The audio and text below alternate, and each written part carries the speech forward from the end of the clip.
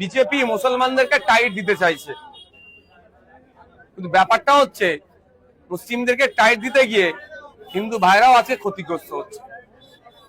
আমরা যতটুকু জানি, যে গরুগুলো আসে জবা করার জন্য, বলির জন্য, কুরবানির জন্য, বেশি অংশ আছে উড়িষ্যা, বাঁকুড়া, ঝাড়গ্রাম এদিক থেকে।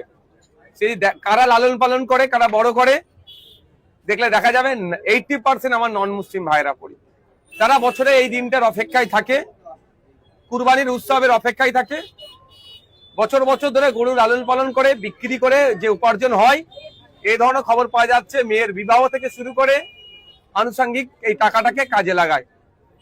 বিজেপি সরকার যেভাবে দমন পীড়ন করছে প্রশাসনকে কাজে লাগিয়ে, এতে ক্ষতিগ্রস্ত সেটা শুধু মুসলমানরা হচ্ছে না, মুসলমানদের অল্টারনেটিভ আছে। খাসি, ছাগল তারা কুরবানি করলে, তাদের কুরবানি জবাহ করলে কুরবানিটা তাদের হয়ে যাবে। কিন্তু যারা গরুগুলোকে লালন পালন করে বড় করলো, খাওয়ালো, একটা গরুর পিছনে 20,000 30,000 টাকা ইনভেস্ট করলো, যেটা 1 লাখ টাকায় বিক্রি করবে, তারা আজকে কোথায় যাবে? এই চিন্তায় চিন্তিত হয়ে ভাঙড় বিধানসভায় বামুনিয়া গ্রামে আপনি যেটা বলছেন হার্ট অ্যাটাকও করেছে, তা নাকি বেশ কত টাকা লোনও আছে, অনেকেই ধরনের আছে। তারা এখন কোথায় যাবে? এখন দেখার বিষয়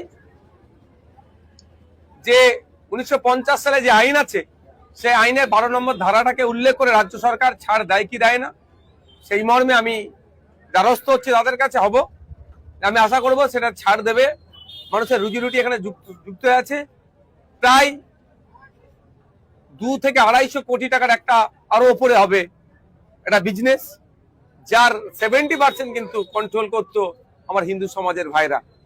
আচ্ছা, তারা এখানে আক্রান্ত হচ্ছে, তারা ব্যবসায়িকভাবে লসে রান করছে।